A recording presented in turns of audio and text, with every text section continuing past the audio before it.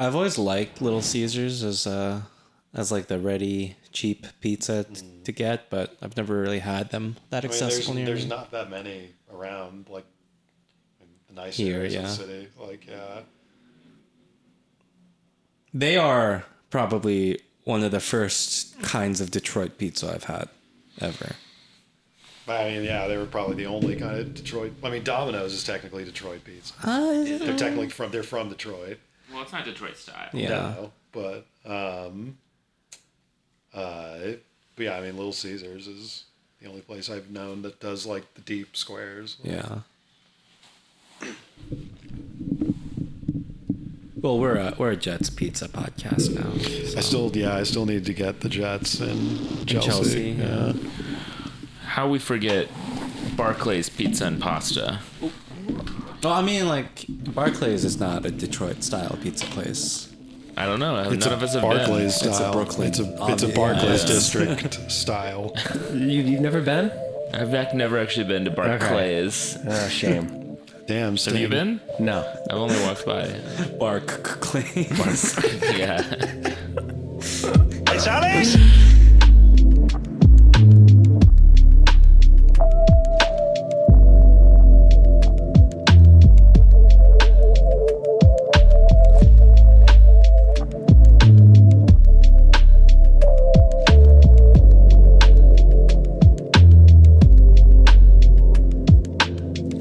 So this is episode 273 of View from 202.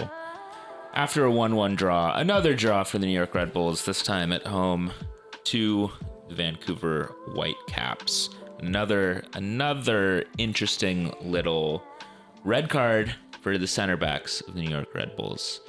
It is the same four of us here, Brit, Cork, Sam, and Peaches, to discuss this. The Knicks are on in the background. They are behind at the time of starting this recording, so let the record reflect that we did not spoke too curse soon. them. But what's important is that when we started this episode, they were behind.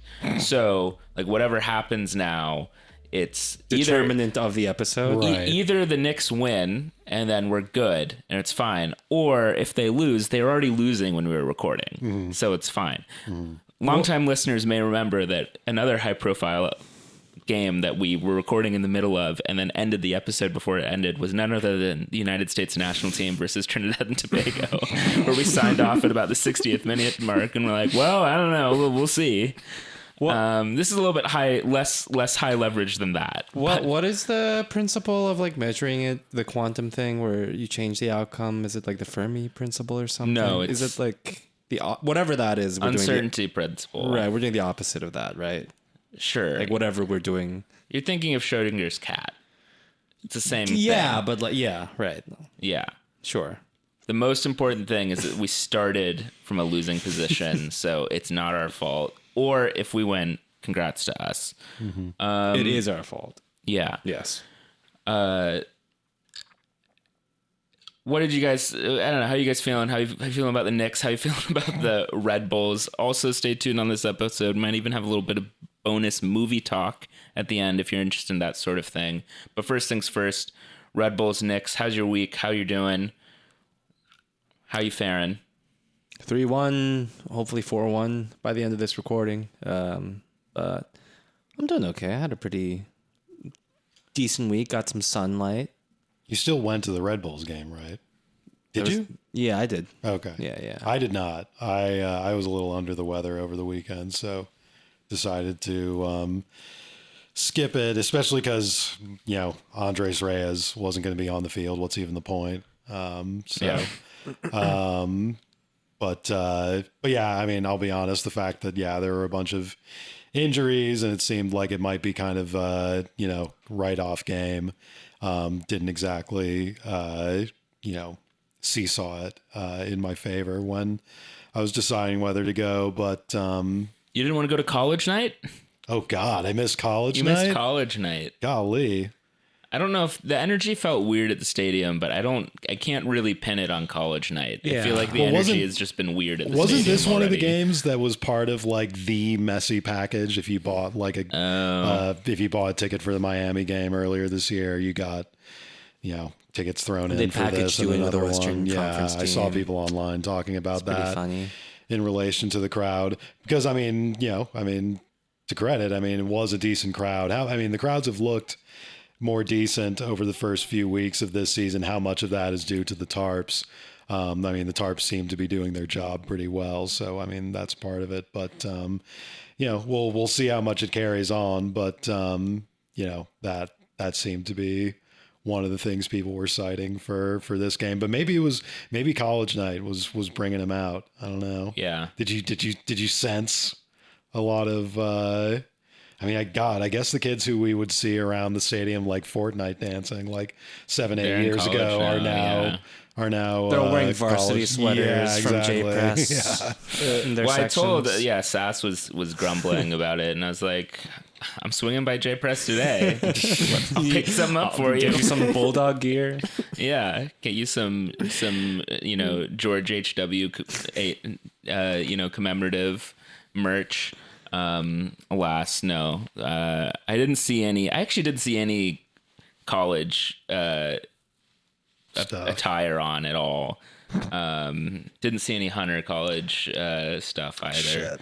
Yeah. So We're what's falling the off. fucking point? Yeah, they didn't even bring in the CUNY mascot to do promo for this game. They didn't really go in for the I'm the CUNY mascot. Yeah. I'm the Hunter College mascot. What is the CUNY mascot? All the schools have their own. Do they? All the schools have their own teams, but That actually would be I would be kind of into that if they brought the CUNY all the mascot. college mascots. Yeah, I should be some kind of like Curtis Sliwa, like cultural figurehead for CUNY alumni around the city. Did Kurt go to CUNY? I should burnish that role in the years to come. What's that? Did Kurt actually go to CUNY? I think Kurt's story is that like he didn't go to school. He was not that I have that much knowledge of Curtis Leo's bio, but I do. The streets were his school. And that he was like managing McDonald's around the city. Okay. That was how he got started on the He streets. was running that stuff like the Navy. Yeah, exactly. Literally, yeah, literally that guy. But Yeah. but no,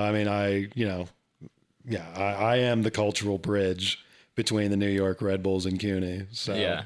not a real college night if you're not tapping Although me. we need to consult the archives to determine how many U.S. Open Cup matches the Red Bulls played at Icon Stadium or wherever. There was that one played at Columbia Stadium. Yeah. That wasn't even that long ago. That was like a 2016. that was a USL Red Bulls 2 game against the Charleston Battery. Yeah. While I was working for Oh, Charleston. that's right. Yeah. And then they were like, never. I don't know what the actual details were for that, for why they decided not to Continue that. I guess they just did one game and they're like, we don't like this. Without going into the whole story, that road trip for Charleston ended up exposing a huge credit card fraud scam at the club. Yeah. But enough about that. Right. The Open Cup game, I think, was in the 90s. But anyway, as you alluded to, this was an interesting game. When you said, there's injuries and suspensions, and it looked like sort of a weird one. As you alluded to, Andres Reyes was still suspended due to his extra suspension that was handed out for his little, I don't know, what do you call it? Slap? Elbow to the face that he gave back in Chicago. So he was out. And then Frankie Amaya was questionable with a knock to his ankle. So he started the game on the bench. He ends up coming in. This means that our midfield in particular was a little different. We saw Wiki Carmona continuing to play and get another start, but this time he played in the center of the pitch. Emil Forsberg was still out left, and then this was a start for Dennis Yengar, unless I'm remembering incorrectly. But I have to say, the difference to me was visible. I've been impressed with Carmona so far this season, but my analysis and my sense just in going into the half was that I think Carmona was doing his best, but we really were missing Frankie in that position. Missing Frankie, or just missing any kind of like trained in character central midfielder. Yeah.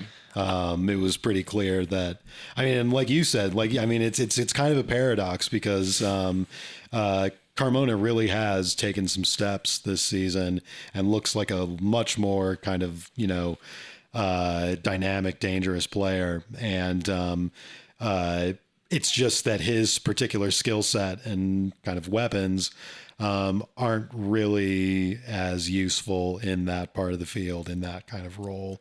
And yeah, I mean, like you just said, you could, you could see the skeleton of the problem right there, with his inability to kind of turn the ball around and, sort of switch up some of the kind of rhythm and vocabulary in his passes, because so much of his passing game is about like huge home run balls. He just kind of setting the tempo is not something he seemed to be as experienced with, and shouldn't be, considering he doesn't really play that deep that much. That was, kind of an interesting little case study there. One that, I don't know, I wouldn't be against building on it and maybe trying to make it something that works better in the future. But in this game, we kind of need to. The future. Yeah. He's, at this point, at this point, with the way the squad is constructed, not really third, with Stroud gone for, at this point for months. Really, he's the third in line, right? So might as well. I have a potential alternative that we can discuss later down the line regarding that. But I think in terms of Wiki Carmona in particular, like last week and maybe even the week before, I said that I think that he's finding an identity. But I think that means two things, where A, we are finding his strengths and playing to his strengths really well, and B, if we don't play to that, then he's not really playing to the player that he can be. But it's, I think, reassuring to know at least that there is a higher ceiling, maybe, and that's just because of its playing out of position, and that I just don't think he has the skill sets to really be in a double pivot on this team. Really, I mean, he did a serviceable job. Yeah, the game ended 1-1. But I don't think him in that position is taking this team to the next level. But you can notice the difference. I think you could also see that he's used to playing in one direction. Yeah, exactly. You had that. You said something about being able to turn. Like, there were a lot of times where he was receiving the ball and he was quickly playing it, like usually back to Ayla. I guess I should just commit to saying Ayla. He was quickly playing it to Ayla, often like crisp, decisive passes. It wasn't like he was making mistakes, but it stuck out as something where Amaya would be able to gather, turn the ball, and like push into space and kind of push us out of our half. And it felt like we were much more constrained to playing the ball back to the center backs, and even Coronel in some places, and struggling to sort of get those breaks and those chances. Maybe he could work on that, but I think, really the realistic solution is that he doesn't have to get thrust into that situation. And the same, as you were saying, we're at a point where he realistically, might have to be expected to be a contributor in that part of the field. A month ago, we were saying, oh, I don't know about this depth on the squad, and boom, we're already here, I think, looking at it with an injury to Stroud, and even just one knock to Amaya. I mean, we're playing a dangerous game with just one knock, putting us in a situation where we're playing a midfielder out of... and the transfer window just closed last week. Yeah. And with the club adamantly saying, no, we're fine. We're fine with what we got. Yeah. Okay. And a month ago we were saying I was pointing to Lucchinius transfer out, and I was like, okay, Lucchinius never really caught fire per se, but are you sure that's a player that you don't think you could use a little bit? Right. Lo and behold, Carmona has surprised me and has seemed capable at filling those minutes. And I think that particular contribution on the field of like a wide creative player we're less worried about. But the central midfielder and losing the Drew Yearwood minutes does seem to stick out now. And that said, I think the Rebels were still able to put together a competent but unfulfilling game here. They go down in the first half 1-0 when they're still full strength. We haven't even gotten to the red card yet.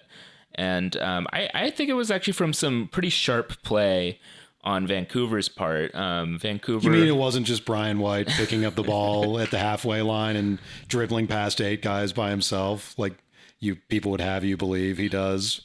Yeah, well, he did that in the Vancouver. second half, and then he sat on the penalty spot and waited for Isla to come in, slide in front of him.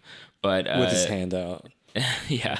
No, in the first half, Vancouver, not quite as impressive as Columbus. I mean, Columbus, I think, is still the most impressive opponent we've played.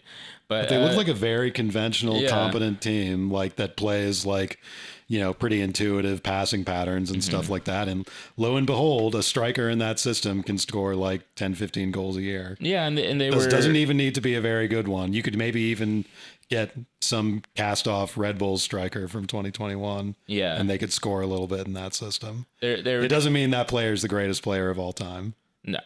And they were dragging us around a little bit. I think part of it, and it reminds me of the quote from Schwartz that we've said a couple times this season of Schwartz saying like the problem in Columbus wasn't necessarily a defensive problem, but unable to assert ourselves and move forward on the pitch. Yeah. I think what I'm describing with Carmona is sort of getting at that sense that like we were unable to like really escape and stretch our legs. The very, very, very beginning of the game, we have a chance where Forsberg latches onto a ball and sends Morgan in, and Morgan has 2 shots saved off of the goalkeeper right there. That was kind of like the first chance where we were able to stretch a little bit, and then we struggled to stretch the field and kind of get those transition moments.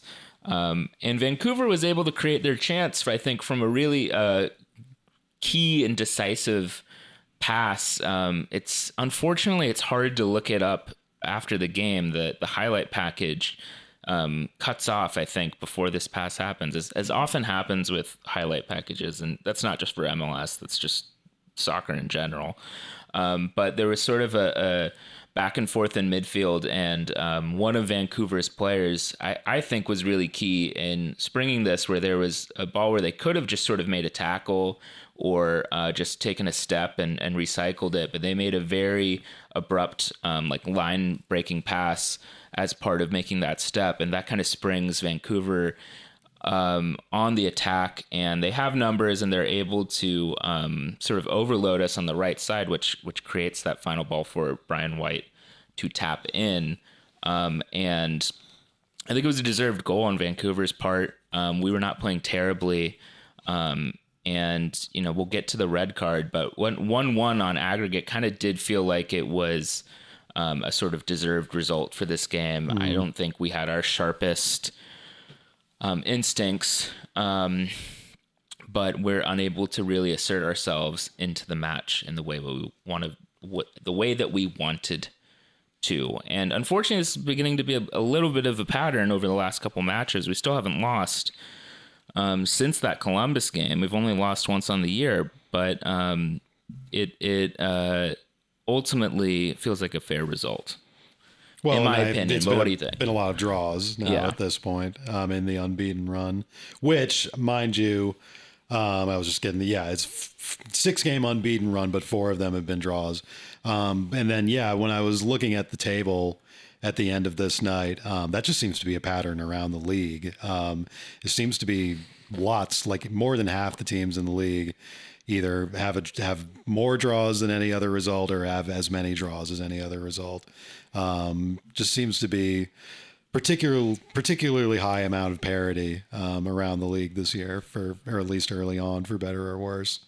But I think I feel like being unbeaten with a lot of draws is kind of where you would expect the most competent version of this team to be right now, if that makes any sense.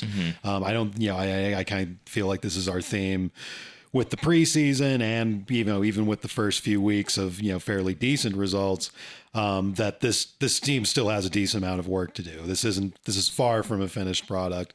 This is far from a complete contender. So with that being said, unbeaten with a decent amount of, with dropping some points, dropping some draws, is actually, pretty decent situation to be in, pretty decent output. But in the meantime, the team is starting to lose a little bit of momentum and energy after, the Cincinnati result kind of had them feeling a little bit like they might be able to set the pace for the league. But I think that's starting to dissipate a little bit, and the kind of energy and expectation week to week that comes with being in that mode is starting to slip away. And I think it'll be a test of Schwartz's ability to not only deal with a lot of these injuries and suspensions, but also deal with that kind of sort of impetus and, sort of energy to keeping everybody, awake for every week and making every game feel like it counts. Losing that edge could lead to a major downslide if a manager is not careful. So I guess that's sort of my temperature or taking of the temperature and what I'll be watching for, over the next few weeks as far as responding to that. Yeah. When you said we have a lot of draws, not, obviously just one loss. I think that's like, there's like two roads there basically, right? Where either you have something to improve on and you kind of can pace yourself throughout the season. I think you can get off too hot of a start into a season, right? Totally. And you build upon this, that you have flaws that you can work on, and then you motivate your team to go throughout a long, 30 some odd game season. Or it becomes very meaningless, as the season draws on. I mean, this club would know better than anybody that it's very easy to just kind of give up and have a totally dead season and then still finish sixth. Exactly. Well, I mean, that's what I mean. Like, it's like there's a chance where we can just, drop into maintaining the course. And then over time, that just feels very when it feels like you have a chance for the Shield or a chance for a conference title or something, and you get the sense that you have to be perfect every week. I mean, that's where you want to be. Right. But if the top spot you can get is second in the East or whatever. Right. Well, whatever. But I mean, it looked like this team might be able to get itself in that mode a few weeks ago, and now that looks like it might be slipping away. So. I don't think it's slipping away. Well, that was what I was going to say. I mean, at the same time, you can kind of look at this, 4 draws and 6. I mean, the other side of that being the argument can be made. 2 red cards prevented us from picking up 2 wins in that same time span. Well, so red cards are part of the game, and getting red cards and having young players who get red cards is part of the game. I mean, I agree with that, but taking the step back at health of the team, and you look at those 2 individual mistakes. I mean, I think I was going to go back and just say that in the 10 minutes or so, kind of leading up to the red card, Amaya comes in and. I think there's a pretty immediate impact that he has on the field, and that's after we've gone up, right? So, or we've leveled up or leveled the match, right? So I feel like that puts us in a spot to really have a shot at 3 points. Same thing could be said just about it's personnel, poor personnel decisions with our young center backs that lead to us dropping points. But the takeaway in that stretch, I think, is that, we're still performing pretty well. If the red cards are what could have really held us back from being on more of a hot streak in that 6-game span. Yeah, it's a funny situation. It's a funny run of form where right now, we're looking at it and saying it's pretty decent, but once you get one loss, looking back 5 matches, it then begins to look like a bad run of form. Yeah. Of 3 draws and a loss. And, so it will be interesting to see how the team navigates that. If they do get a loss coming up, we are going to Miami away this weekend. So, it is possible that we get that. From a fan perspective, it would be nice for me just to see if we were able to go into this summer and have the stakes of staying in that top tier as the stakes. That would be nice. That would be different than any season we've had since really 2018, to be frank. Like, you know, we've had so many dead seasons. Although, you know, 2021, I don't know if it was real. Like, I don't know if we had a strong sense of what the top tier of teams would be, but that really kind of sticks out to me as the last season. That's the season where Struber's first full year and had the diamond that was working pretty well. And then we sort of abandoned it, or he abandoned it in the month of June after some rough results. In particular, that home draw against Cincinnati, that reminds me. Yeah, that was when Cincinnati was still really struggling. So it would be nice if we could get into this summer and, especially in contrast to last year, have some stakes for keeping some form up, as opposed to just being in no man's land all year. I will say, looking back at this game, I mean, it has to be said that Morgan is incredibly hot right now. Maybe that's also the counterpart to what you're saying, Sam, about like, oh, you know, we are still getting draws even with these red cards. I think like maybe, I guess you could be glass half full or glass half empty about this. Say that Morgan's on a really hot stretch right now, and you could say that's either buoyed us or that we haven't capitalized on it. Maybe he's going to continue it for the whole year. This week he scores with a header, finds a way each time. He arguably is unlucky to not score again in the game, especially those early chances at the very beginning of the game. By contrast, I think, you know, I at one point in the second half, I think I turned to you guys and I said, if this feels like a game where if we're going to pull it out, it will really help to have Forsberg sort of assert himself onto this game and take it over. And that didn't happen. He didn't have the kind of game or kind of presence to really take over in the way that we're accustomed, that, you know, once upon a time, Thierry Henry would do that for us. You know, I guess the league has changed. And once upon a time, we were told that by, you know, the club itself, a lot of league media sources and everything, that Forsberg legitimately was supposed to be the Messiah who would paper over everything and, you know, be the difference maker that the club hasn't had, you know, ever, supposedly. And I don't know. I mean, I'm just looking now. Yeah, two goals and 2 assists in 8 games. Which, if he was just a random MLS DP or something like that, it would be like, oh, okay, you know, we'll see what's cooking. But, you know, as, you know, guy who was sold as, you know, I mean, I can't remember. I think it was like Ben Olsen or somebody who said it was just like, oh, this is, you know, one of the greatest players we've ever had in this league. I'm not really seeing that. Yeah, from his first couple months. I mean, he's a decent player, but I mean, honestly, I mean, it's about we said at the time, we said, you know, during preseason, during his unveiling and all that, where it's just like, you know, yeah, he's been a decent player at Leipzig, but this idea that he's some kind of, you know, like, you know, on a cultural level, kind of like needle moving, like ticket selling superstar is not the case.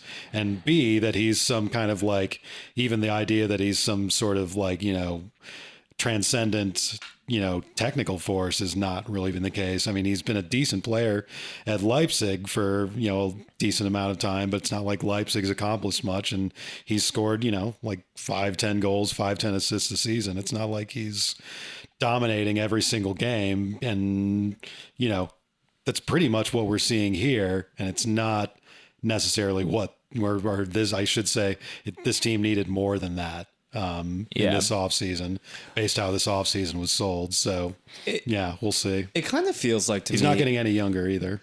Well, it kind of feels like to me that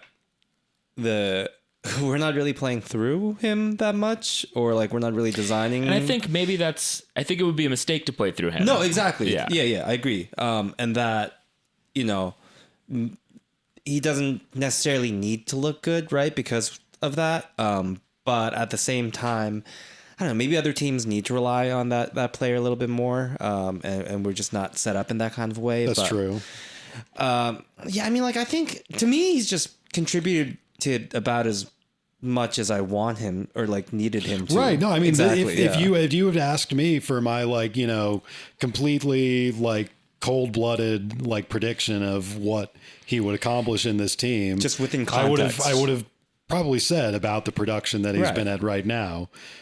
But yeah, the expectations have been set higher. The expectations were set so much higher. And as I was saying at the time during the offseason, like, yeah, Forsberg is going to be an improvement. He's going to help in some areas, but we're going to need a lot more than that if this team's going to contend. And we're pretty much there. I mean, Which is at this true. point. Because one of the things I was going to mention earlier when we're talking about kind of our lack of now options at central midfield was that I think this season we've had some chatter about people noticing that Tolkien isn't necessarily as involved as he has been, or some might even say that he doesn't look as good. I just think that he's just not playing what he's probably more intuitive to, which has been like playing a little bit more of that, like, you know, he plays a little bit further back instead of overlapping like a fullback. And it seems like right now we rely on that position to provide width in like kind of that transitional attack. I'll go ahead. I don't think he's been bad for what it's I'll worth. go ahead and break off my take on that, which is that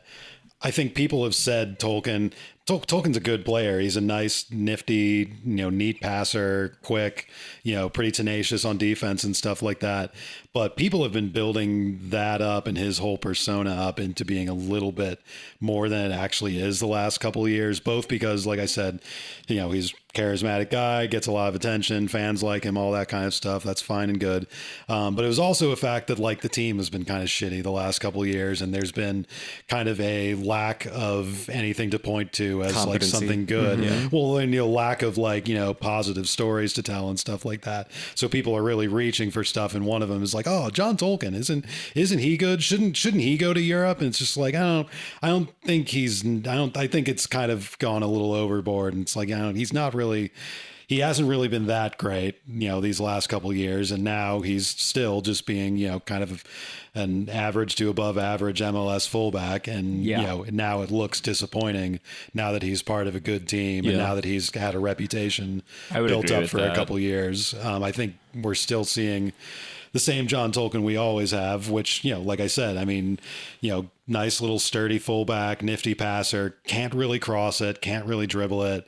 And yeah, that's pretty much where we're at. Him like leading the team in assists is more of an indictment on the team's attack than it is. But people are so quick to look at that stat and be like, wow, he's a game changer for this team. When in reality, that was not the case at all. With the most goals for Chelsea like 2 years ago.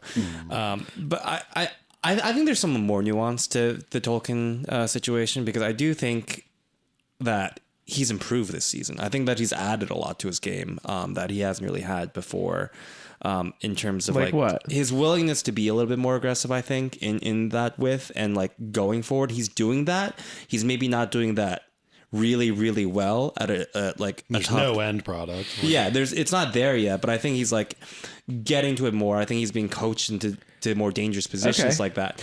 But at the same time, I also think that maybe right now, like the way that he plays might be suited in the double pivot. But we also cannot ever try that, even though I've been saying this now for 2 years. You mean as a midfielder? Yeah, as like a central midfielder. No, that's interesting. I mean, it's a secondary reason, but it is a legitimate reason why it's bad that we haven't found another left back to rotate with him over all these years, because I thought it was interesting the way he looked in central midfield when he was an emergency midfielder during that exact stretch Brit was just mentioning, when Struber abandoned the Diamond.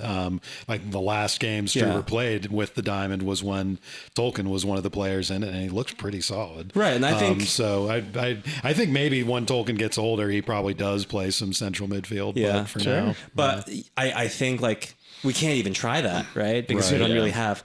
And if we did, it would be Kyle Duncan, who I honestly this season has looked pretty good at left back. I have to say, I think he's like looking pretty decent at left back. He comes in this game to play left back. I was wondering, because once Ayla gets the red card. I think there should be a higher bar than not a disaster to say that Duncan is now good at playing left back. I'm pretty adamant about that. But I've been qualifying it, but I don't think like he's not made mistakes that he normally would. It's or sort like of been too limited. I mean, the fact that this is the first regime where he's not looked like a disaster over there. Why he's still over there? Crazy. But when Ayla got the red card, we were like, okay, we were preparing a sub, and we're like, okay, that makes sense. And then we're looking at the field, and Harper had already come on for Yengar, and then we had both the Neelises on as well. And then we're like, oh wait, but how's this gonna work? Because we're just gonna slide Dylan Nealis to be center back and just have Cameron Harper play right back. And no, it was Kyle Duncan that came on for John Tolkien, like for like, and he wasn't really a liability. And Vancouver was still trying to play throughout the game too, for that matter. And for our part, it was sort of funny because I feel like the team was of two minds as to whether or not we wanted the point or not. When Emil Forsberg got subbed off, he got off the pitch very quickly. On the opposite side. Yeah. But Carlos Coronel was time wasting at like the 62nd minute. As soon as the red card happened, basically. Yeah. So that was more amusing than anything, I think. Although I do wish everyone was on the same page about that kind of stuff. Yeah. I don't think it was like a huge problem this week. My only contribution to the Tolkien point that was just being made is that in some ways it's the way you guys are talking about it is maybe even reminding me of the original Brian White run in this team, where Brian White was sort of the only person scoring ramshackle, random, incoherent goals in 2019. Right. And in a season that had very little to cheer for, he kind of became sort of the object of attention. Right. Despite never really fitting and it never really being a reflection of his actual strengths or fit into the system. I do think that's sort of maybe what happened with John Tolkien. I do think it's possible that he might be adjusting to a more intuitive fit in the system, but that also means being less flashy. What else was there about this game? I mean, we haven't talked about the red card itself. This is the second game in 3 games where we've had a young center back make sort of a odd decision, as you will have seen if you watch the match. Did anybody start throwing things around and start throwing a fit in front of all the fans about this red card that was way more stupid? Both this one and the Reyes ones was pretty understated. Everyone was like, you can't do that. Yeah. The Halo one especially. The Halo one, I mean, it was all the entire opposite side of the field from 202, right? So like it's possible from that distance, you're like, oh, maybe he put his hand up and put it down in time. Who knows? But then once they whistled it, I was like, yeah, it looked like he just smacked the ball with right his down. hand. Did they show a replay or anything? Did they? I think they might have. I distinctly remember being like, oh, like I do this in DSA League to keep the ball from going right. I mean, like I'm genuinely hmm. wondering, like if it was like an intrusive, like I have like, no other I gotta way. stop this from going Like out of the atavistic, like 6-year-old reaction Right. to seeing a soccer ball. You know what? flying. It reminds me of Janelle and Brit, or it was Brit, not Janelle, who posted that to Twitter about the hot chocolate. She posted that they'd bought a hot chocolate at the game because it was a little cold, and that it had overflowed. And at RBA, one of the person who was serving it, and when they saw it overflow, they just took a sip out of it to get it less full and handed it to her. And part of me was like, I can totally empathize, like being in that situation. That is a functional way to address the problem. And being like just that happens to you and you're like, oh, I remember what I do in this situation. I just like sip it a little bit, and you forget that you're at work. You forget it's not yours, and you just hand it. And then obviously it's like a subtle side joke in like a Popeye cartoon or something. Like, and really that was just foreshadowing, because that's what Noah Ayla did later in the game, where he was like, fuck, that can't go past me. Let me get that out of the way. Yeah, I there's no other way to imagine it. Maybe he just didn't want to chase after the ball. It is like the one rule, Yeah, of the sport. Really hard to dispute too. I mean, and I guess he just was hoping that I guess he probably just forgot about like the Dogso rules and everything, because he looked kind of surprised when he got the red card, but then he was like, oh yeah, right. I guess that's what happens. pretty brutal. Although I'll say, it was a shame. We had like 10 minutes or so, like you said, Sam, where Amaya was on the pitch and we did look better. And I think we had a good chance at scoring the goal. But I will say, this game, even if we don't have the red card, what it amounts to is about 60 minutes of uneven, kind of caginess when we're unable to assert ourselves on the game. And then 30 minutes of having Amaya on the pitch and having more of a fair chance. It's still that's not 100% done deal that we score another goal there, So like, it's possible that even if the red card doesn't happen, this still ends 1-1. And now Reyes will be back for the next match. It'll be a reunion with Miami on the weekend. But yeah, I guess at least it was funny, I suppose. Lewis That's all we can Morgan, ask for. if you're listening to this, it's been enough time. You can celebrate if you score. This weekend at Miami? Yeah. We didn't mention that on the last episode. I forgot about it. But he was so subdued last time when he scored his... They don't even respect you, Yeah. Yeah, it's pretty funny to be like reverent and like doing that whole custom for a club that Inter Miami. The only time you were the only time that you played for them was during their inaugural seasons during COVID. Right. And on top of that, they're from the least culturally reverent, like most empty, soulless city on earth. Financial Crimes FC. Yeah. But not that we have particularly good standing going into this match. It did draw our attention that, apparently, the Miami Grand Prix is this weekend, same weekend that we're going to be there. So the team, the social media account, posted a photo being like, when both are on one weekend, posting a photo of a fan at RBA in a Red Bull Racing tracksuit with a Red Bull can. And Obviously, we approve because they bought us tickets to the yacht area at the Grand Prix. Oh, if they had done that, I wouldn't be talking about any of this shit right now. For sure. Like, although I don't know, it does. I don't know. Yeah, I don't know. I'll go check out the fake water. Sure. If there were actually any like City fans in real life or like DC fans who cared anymore, they might seize this opportunity to say, I spent years just saying Red Bull is an energy drink and they just tweeted it out. Alas, I don't think those people exist anymore, so they weren't there to make that joke. But also the New York Red Bulls, your favorite number 2 team. Yeah, that's the another team that's can of number 2 worms. in your hearts.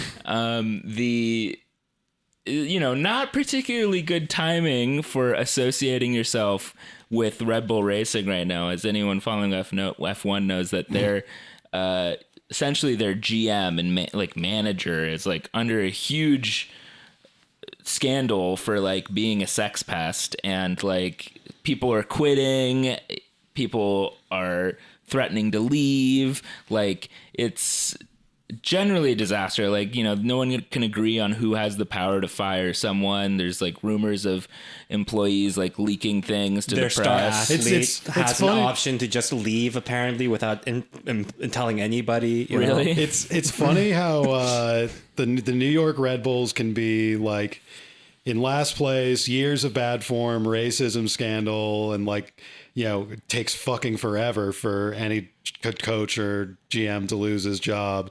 The Red Bull Racing team, the manager can be like a sex pest and apparently like plotting huge conspiracies against the rest of the corporation and stuff like that, and he gets to keep his job. Gerhard Struber, in first place for Salzburg, gotta go. Get him out of here. He might be like one of the only. Troy Lesane saves the season. Get him out of here. Someone was writing down Jesse's, I think, accomplishments or something, and they had written down that he had won the Austrian double, and I'm thinking like Struber might be the only RB Salzburg coach who hasn't won the Austrian never double. won a trophy. Yeah, Yeah, it's true. He never would have had the chance to win a trophy because then he lost the cup run. But yeah. Well, Miami on this weekend, presumably they're going to be full strength. So this is going to be the rematch. Last time we played them, I mean, we're already going to be done with this fixture for the season after Saturday, which is sort of Let's go. relieving. We beat them 4-0, of course, in that game that we were alluding to, where Morgan scored a bucket load of goals. Super rainy, sort of an asterisk game. Hey, they all count the same. I don't say that to dismiss it.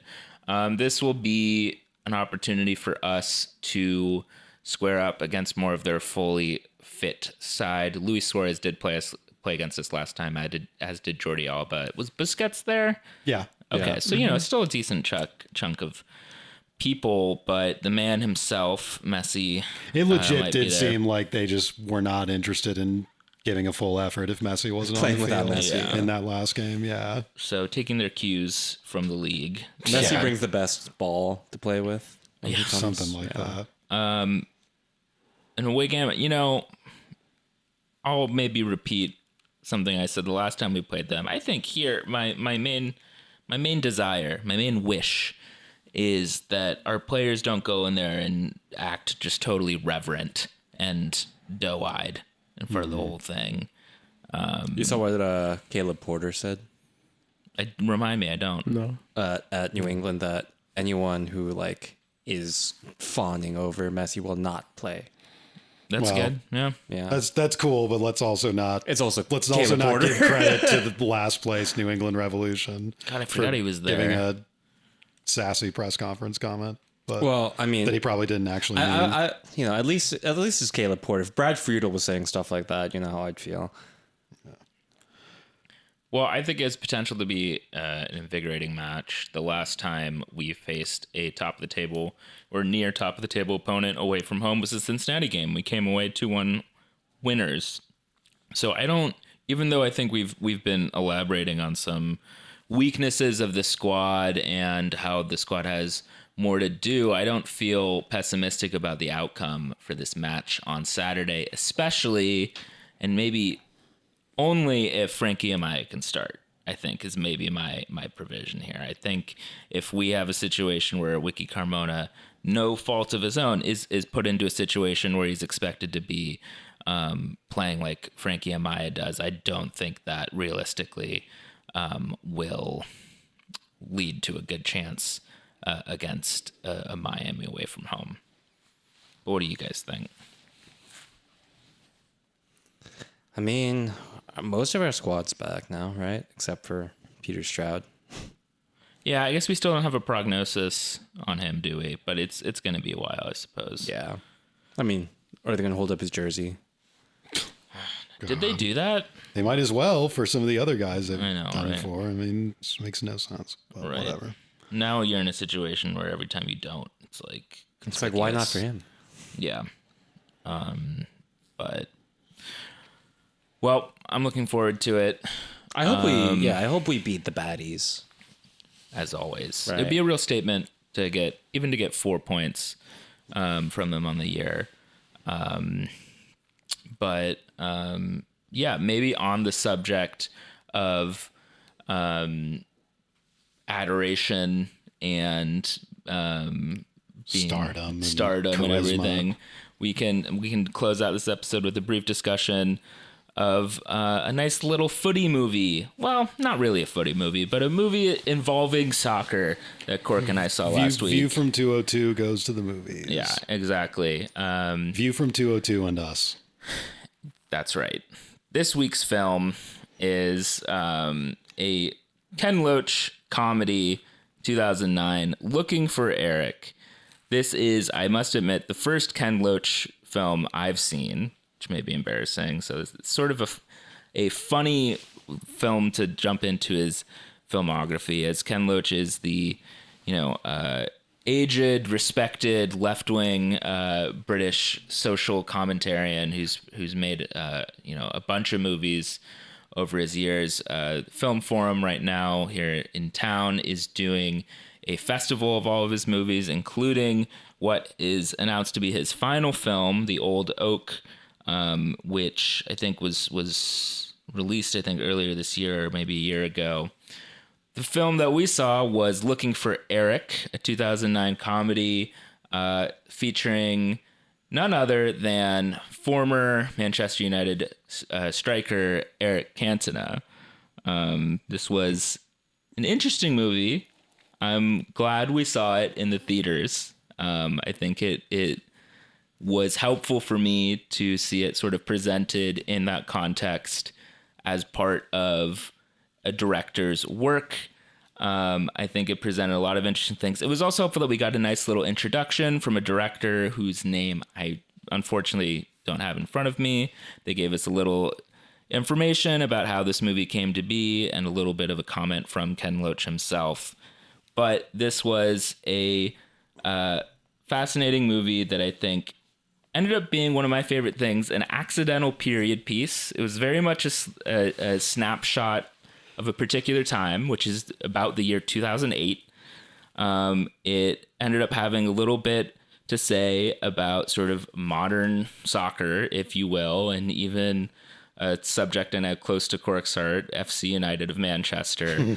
But also just kind of a capturing of that weird little liminal space between the internet becoming ubiquitous and but smartphones still not really being a thing. I guess to just sort of unpack the movie itself, because it is somewhat of a bizarre premise, but the movie is a story of a gentleman, Eric, Manchester United fan, a middle-aged working class man who is kind of in a tough spot in his life. He's a postal worker, but he's had a couple of divorces, has a few kids who are at varying stations in life, and is still despondent with feelings about his broken family and his lot in life. And through a weird kind of chain of events, he eventually begins to hallucinate Eric Cantona, his footballing hero with Manchester United, and ends up being a situation where he kind of lets his passion in life and his thing that motivates him, this hobby of his that gives him a little bit of base and bearing in his life, becomes a little bit more than just an escape. It becomes a bit more real, I guess, or surreal, in that his hero from this world is directly giving him advice on his life and how to improve it. So an interesting little kind of meditation. It doesn't work entirely. There's some, kind of weird leaps. And I think as Brit and I were talking about as we left the theater, it seemed like a situation where Cantona maybe had like 2 or 3 days available to film. So, kind of some spottiness there. But a very interesting meditation on just, kind of what sports means, what stardom and celebrity means, what, that sort of, it seems to be kind of a term getting used a lot these days, aura, and just what that whole sort of kind of world what kind of energy that sort of phenomenon can give to a person. So, that's kind of in a nutshell what the movie ended up being to me, and I think what the movie was trying to be. Yeah, I think it's definitely a movie of two halves. And part of me even wonders if there was like 2 scripts that were sort of smashed together, or 2 characters, particularly like the Eric Bishop, the non-Eric Cantona Eric character, almost seems like it's taken out of 2 different movies. That might just be my own ignorance or blindness to like a particular type of working class character in England or at the time. But one thing that was interesting in the introduction was he elaborated that this collaboration between Loach and Cantona was Cantona's decision. He reached out to them and suggested it, and was a fan of Loach's movies. One thing that I read in a Guardian review, which I didn't realize, is that apparently Ken Loach his films are actually a little bit more famous, or non-trivially more famous in France, apparently, than the UK itself. And that has a nice sort of parallel with Eric Cantona being this legend at Leeds and Manchester United, but sort of being an afterthought in French footballing culture. Exactly. Because he stopped playing for the French national team when he was still pretty young. Cantona himself considers himself half English and like Yeah. polls for the England team and stuff like that. But it does stick out. This is Cantona did have a bit of an acting career. I think if this wasn't the first movie he was in, it was one of the first movies he was in, I first believe. English language movie. Yeah. And I was really looking forward to see it. Although, as you said, I was sort of surprised to learn that this was his idea, or that he really reached out. Because it does have the sense that Cantona had like 2 days to film, and that they really just like had him sit down, and his scenes are sort of isolated. It works with what's going on. But the guy, when he was introducing the film, like referenced a couple quotes or things that stuck out in their interview that the writer of the film and the director had with Cantona. And this ends up being like the things that they highlight end up being kind of a majority of the meaningful lines that Cantona actually says in the movie. So you kind of get the sense that there wasn't a lot of material. I think it would have been nice to see Cantona like use a little bit more dynamically, but I still think it works. It kind of reminded me in some ways of like the actual mechanism of the hallucination reminds me of Office Space, kind of in a way, where like the thing that leads to it is like the hypnosis. Yeah, thing. in Office Space, Yeah. he has the hypnosis that he stays in, and the guy dies, and halfway through, and it kind of leads to this realization. In this movie, it's like his friend and coworkers are like doing like a self-help book that is, it's very tongue-in-cheek in the movie, but then he kind of like takes it to heart, which I think it kind of makes it's kind of in the middle of the spectrum between Office Space and Fight Club. Yeah, it's like, and I actually thought that, speaking of like the movie with two halves thing, like at the very beginning of this movie, I thought like the main character was going to have really more problems than he actually did. I thought he was going to be like more severely troubled, especially the way the movie opens. He's like driving around the wrong way on the street, gets into a wreck, and then he comes very home. like visceral scene. Yeah. And as the movie goes on, though, like it turns out that he's kind of got it together more than that. Like, and by the end of the movie, the character actually kind of reminded me more almost of like Colin Firth's character in Fever Pitch a little bit. We're almost, and again, this might just be my unfamiliarity with like British class stereotypes and characters, but like he almost felt more like middle class to me. The main conflict as well is like him trying to win back his ex-wife, and like on some level that also, I don't know if it totally works, because the main idea is that he left her, and I think she's a little quick to like It all forgive him happens for very that easily. yeah. And spoiler alert, like everything like ends up great for him, which I think is Right. nice. And I think in some ways it's nice to see a movie like this where like they wanted to make a movie, they did, they weren't perfectionists about it, and apparently this was right after making a series of very dour, intense movies, Right. including The Wind That Shakes the Barley. In that sense, it reminded me of another movie I revisited recently, which is Danny Boyle made a children's movie, I think called Millions, not Billions. It's either Billions or Billions. That similar to this movie, set in a similar time, is like it's about a kid who has hallucinations, but instead it's like saints that are giving him advice. And that was after he had made 28 Days Later, which was like, apocalyptic movie and another really intense movie. And it sticks out to me that these are two British directors who decided to make very lighthearted movies. And after making something really dour, I think it works that Eric Cantona is sort of cast as this figure. But I think like even to what I was saying earlier, though, about there being the sense of him being only there for a day or two on set, I think it works in a way, because what stuck out to me when watching this is that I think the whole figure and aura of Cantona, even when he was playing as well, I think sort of did depend on a comparative lack of access to players than we have now. Yeah. That like when you saw him speak, you saw him in the press conference having his aphorisms. You saw his mannerisms on the field.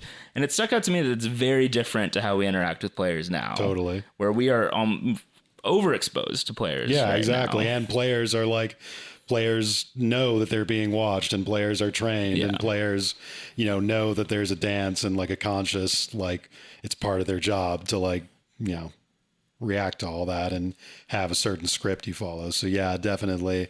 I think there was one, maybe to like tie it all together and maybe even connect it to the Red Bulls a little bit.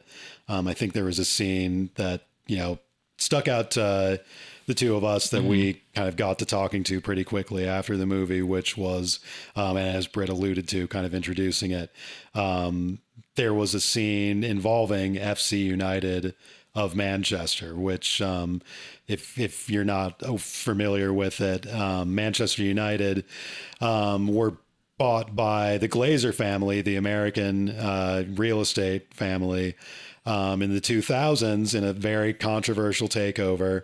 And as a protest to that, there was kind of a grassroots club formed in Manchester by, sort of people who felt aggrieved and sort of morally and politically opposed to the Glazer takeover of Manchester United. They started their own club that was going to be kind of a grassroots community club called FC United of Manchester that actually did enter the English league system, and I think still around. I think they're probably in they're in 8th or 9th division or something at this point, but ended up becoming a real team. But at the time of this movie, in the late 2000s, it was still a somewhat new thing that was still, trying to get some attention and all that kind of stuff. And there's a scene in the movie where, the whole Eric's friend group is all gathering in the pub to watch United play Barcelona in the '08 Champions League knockouts. And we both remember, which is funny. Yeah, exactly. But during that scene, one of the characters shows up to the pub in an FC United kit and starts, instigating debates and arguments with everybody around the pub about how, FC United is the only real Manchester United now, that the rest of you are sellouts and fakes for following this fake corporate team that Manchester United is now. And, that it eventually leads to him storming out of the pub altogether because the arguments get so rancorous. But then Paul Scholes scores his famous golazo in that Barcelona game, and the character in the FC United shirt who stormed out indignantly, angry at the state of modern, sanitized, commercialized, modern football. All of a sudden, when he sees his boy Scholes score for his team and all of his friends are excited about it, all of a sudden he's desperate to get back in the pub and join the fun. And, interesting little snapshot of, and little, again, kind of meditation on, what's important about sports, what's exciting about it, what, makes it matter to people.